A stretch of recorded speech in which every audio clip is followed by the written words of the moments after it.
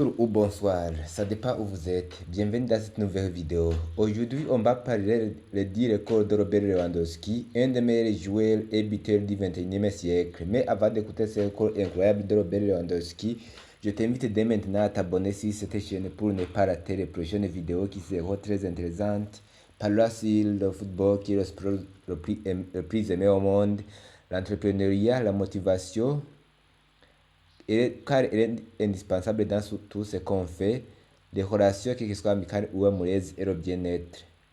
Robert Lewandowski est né le 21 août 1988 à Varsovie, en Pologne. Il mesure 1,85 m. Il joue comme avant-centre. Son pied fort est le pied droit. Il a commencé à jouer professionnellement en 2008. Il a joué pour des grands clubs dans des meilleurs championnats comme Lech Poznan de Pologne, son pays natal, Borussia Dortmund, un des meilleurs clubs en Allemagne et d'Europe, FC Bayern Munich, qui est considéré comme le meilleur club en Allemagne et au monde, FC Barcelone, qui est considéré comme l'un des meilleurs clubs en Espagne ou au monde. Robert Lewandowski est considéré comme l'un des meilleurs attaquants du monde du 21e siècle. Ses chiffres sont impressionnants. Il a marqué beaucoup de buts partout où il passe, où il a passé. Il a battu des records. Il a des records qu'il partage avec d'autres joueurs, mais nous allons parler sur les records qu'il détient lui-même et qui seront peut-être difficiles d'être battus. N'oublie pas de mettre j'aime, partager puis commenter. Ça montre que tu es en train de nous soutenir dans le travail. Merci. Ces records sont entre autres. Record numéro 1, meilleur buteur étranger de l'histoire de la Bundesliga avec 305 buts. Robert Lewandowski détient un record d'être le meilleur buteur de l'histoire étrangère de la Bundesliga, c'est-à-dire que celui qui n'est pas allemand. Il a marqué 305 buts en Bundesliga pendant 12 saisons qu'il a passées.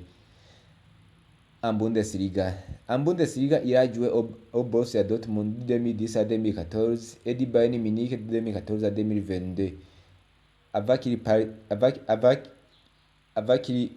va à FC Barcelone, il est l'un des légendes de la Bundesliga. Ce record sera difficile d'être battu car ça demande d'être un attaquant vedette et la longévité parce que lui, il a joué 12 saisons, c'est-à-dire qu'en moyenne, il marquait plus de 25 buts par saison. Record numéro 2, le meilleur buteur de l'histoire de la sélection polonaise avec 72 buts. Robert Lewandowski détient aussi le record précieux d'être le meilleur buteur de l'histoire de l'équipe nationale de Pologne avec 72 buts. Il peut marquer beaucoup de buts car il continue de jouer au football et à marquer des buts. À l'équipe nationale de Pologne, il détient aussi le record du joueur le plus capé en sélection polonaise avec 125 matchs joués. Et il continue aussi de jouer plus de matchs possibles. Son nombre de matchs joués ou le nombre de buts à l'équipe nationale vont peut-être augmenter. C'est une véritable légende vivante de Pologne et du football européen en général. Record numéro 3, meilleur buteur sur une année civile en Bundesliga.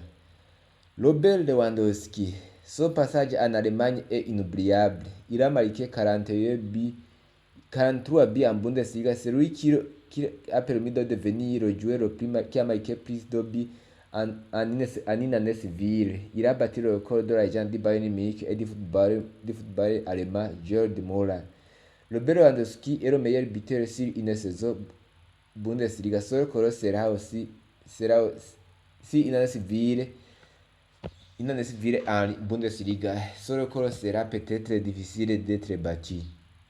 Record numéro 4. Premier joueur à marquer 3 triplés avec 3 équipes différentes en Ligue des Champions. Robert Lewandowski a aussi des records impressionnants en Ligue des Champions.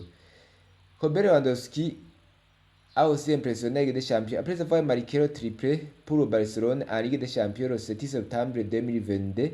Robert Lewandowski est devenu le premier joueur de l'histoire à marquer le triplé en Ligue des Champions avec 3 équipes différentes, le Borussia Dortmund en Allemagne et le Bayern Munich et le FC Barcelone en Espagne. Ce record sera peut-être difficile d'être battu par n'importe quel joueur. Record numéro 5. Premier joueur à inscrire le quadruplé en demi-finale de la Ligue des Champions. Robert Lewandowski détient aussi le record d'avoir marqué 4 buts en demi-finale de la Ligue des Champions. C'était le match du Borussia Dortmund contre le Real Madrid d'Espagne le 25 mars 2013. Robert Lewandowski, à ce jour, il a climatisé le Real Madrid en réalisant une performance incroyable. Il a marqué Louis Serre 4 buts à 0. Record numéro 6. Premier joueur à marquer le quintuplé le plus rapide de l'histoire. Robert Lewandowski a aussi un record très impressionnant ou un record qui peut même être un record historique. Le 30 novembre 2015, Robert Lewandowski a marqué 5 buts en 9 minutes. C'était dit jamais vu qu'un joueur peut marquer 5 buts en seulement 9 minutes. C'est dit jamais vu dans l'histoire. Même Cristiano Ronaldo, même Lionel Messi, même d'autres joueurs légendaires n'ont pas pu réaliser cette performance incroyable que Robert Lewandowski a eu ce jour.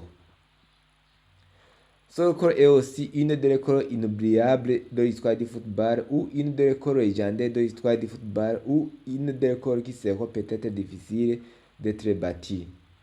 Car peu de joueurs peuvent réaliser cette performance incroyable. Record numéro 7. Meilleur buteur de l'histoire sur une saison en Bundesliga avec 41 buts. La saison 2020-2021 est une saison historique pour Robert Lewandowski en Bundesliga. Il a marqué 41 buts, ce qui lui a permis de devenir le meilleur buteur de l'histoire sur une saison en Bundesliga. Aucun joueur n'a fait mieux que Robert Lewandowski. Ce record sera peut-être aussi difficile d'être battu par n'importe quel joueur. Record numéro 8.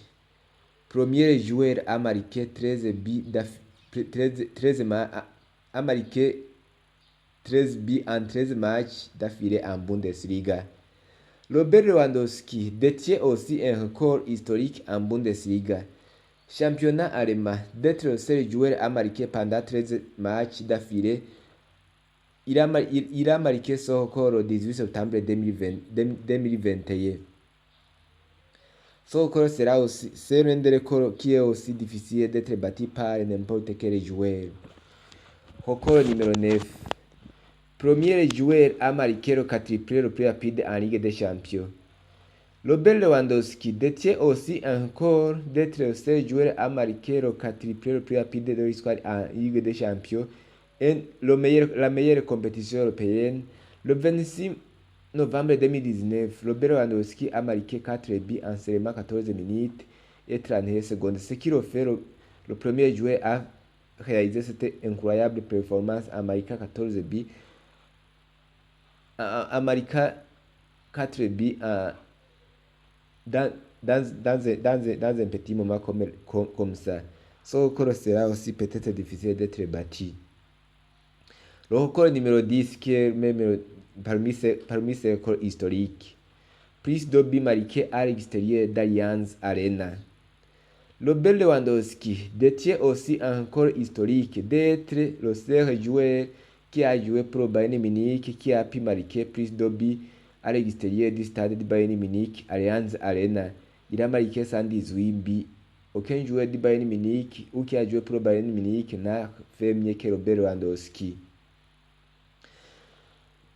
En tant qu'amateur du football, quel match de Robert Lewandowski qui vous a convaincu? Est-ce que Lewandowski du Bayern Munich, Lewandowski du Borussia Dortmund et Lewandowski du FC Barcelone, quelle est sa meilleure version selon vous? Dites-nous dans les commentaires. Parmi ces records, lequel sera difficile d'être battu? Parmi ces records incroyables que Robert Lewandowski a battu. Dans le meilleur numéro 9 ou le meilleur attaquant du 21e siècle, quelle place donneriez-vous à Robert Lewandowski en tant qu'amateur du football? Dites-nous aussi dans les commentaires. Mais avant de partir, je t'invite dès maintenant à t'abonner sur notre chaîne pour ne pas rater la prochaine vidéo qui seront diffusées du jour au jour, qui seront très intéressantes parce qu'ils parlent aussi le football qui est le sport le plus aimé au monde, l'entrepreneuriat, les relations, que ce soit amicales ou amoureuses, les stations de motivation, le bien-être. N'oubliez pas aussi de laisser j'aime, partager et puis commenter. Merci, que Dieu vous bénisse.